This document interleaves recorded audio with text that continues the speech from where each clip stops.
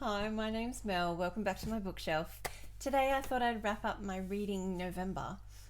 November was a pretty good month because I finished uni for the year. Yes! And so mid November I had a fair bit of reading time, so I managed to get a couple of books read. By a couple, I mean 8. And I thought I would just go through what I've read because why not? So November was a mix of Kindle, audiobooks and real books. The first one I want to talk about I read on Kindle. It was by Sarah Hogle and it was called You Deserve Each Other.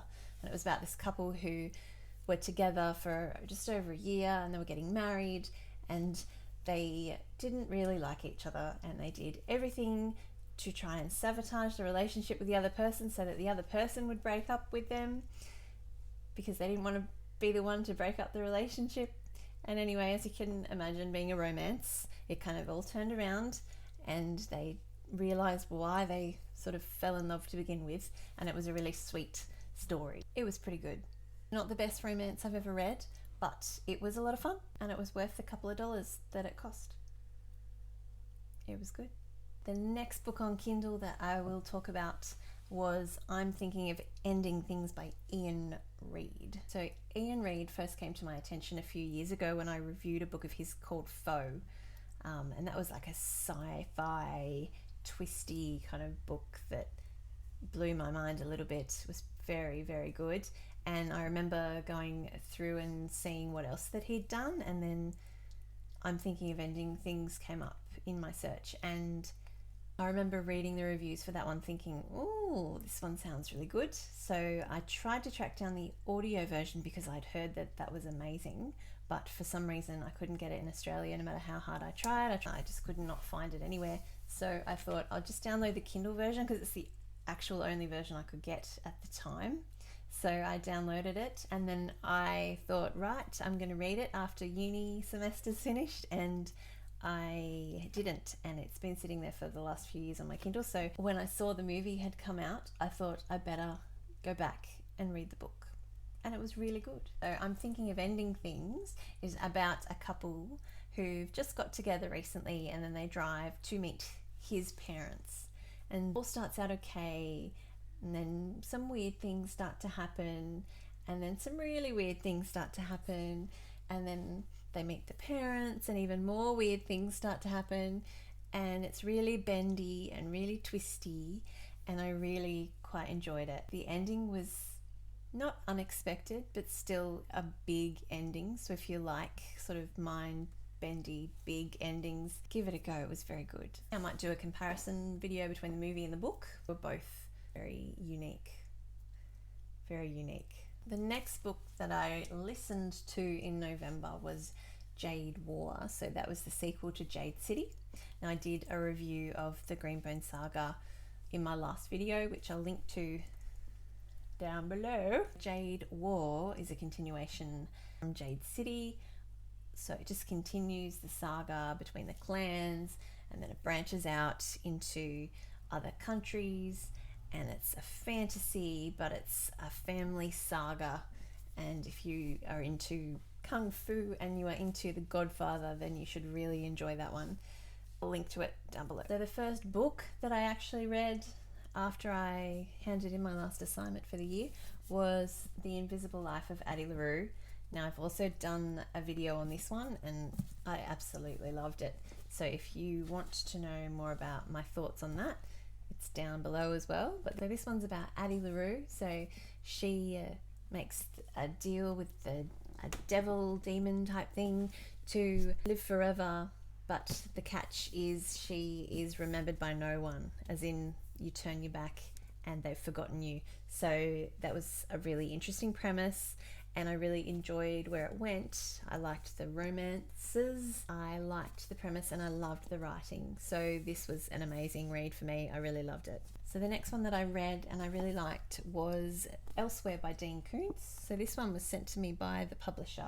This was a sci-fi thriller / horror about a device that sends people into parallel worlds. I did enjoy this one. I just felt that it lacked a bit of meat in the story. I felt that more could have been packed into the pages, but I did really enjoy it.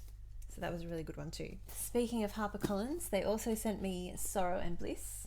Now, I wasn't too keen on the synopsis on the back, but I read a whole bunch of reviews from some very trusted friends on Goodreads who were giving it raving 5-star reviews. So I thought after uni's finished, I will read it, and I did, and I really liked it.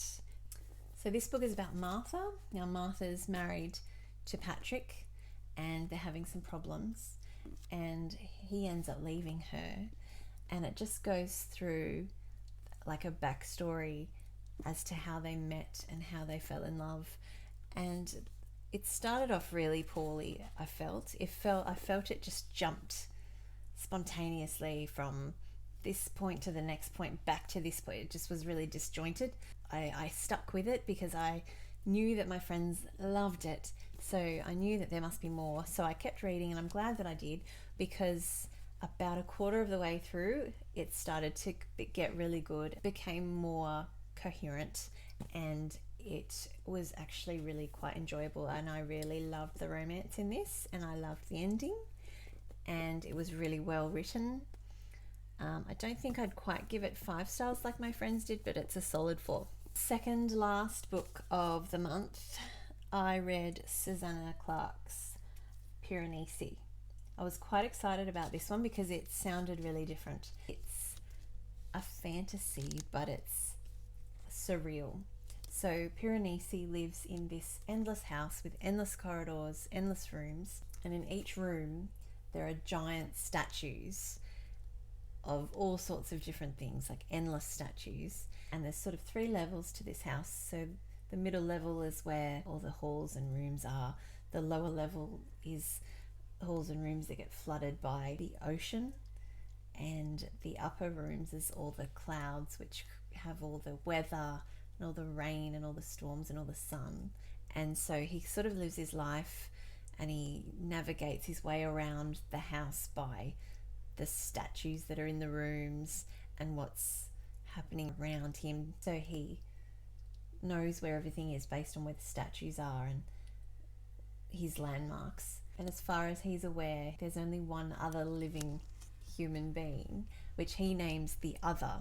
And so he meets with this Other, and they talk briefly every week or so, but the Other doesn't really give Piranesi any idea as to why he's here or what he's doing. And Piranesi's just living out his life, writing in his journal about what's been going on, and the whole book is journal entries, and it's odd, and it's really very unique premise, and it was really good.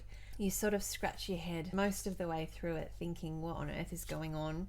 And then slowly things start to be revealed, and you know about halfway through what's going on, but then it's all about him discovering what exactly is going on. And I won't say anything more about it. It's just truly unique, well worth the read. It's very short, it's only 250 pages or so. Susanna Clarke gets a lot of praise for her prior novel, Jonathan Strange and Mr. Norrell, which I haven't read, but I might do after this. So the final book that I read for November, or I listened to for November, it was an audiobook, was House of Suns by Alistair Reynolds.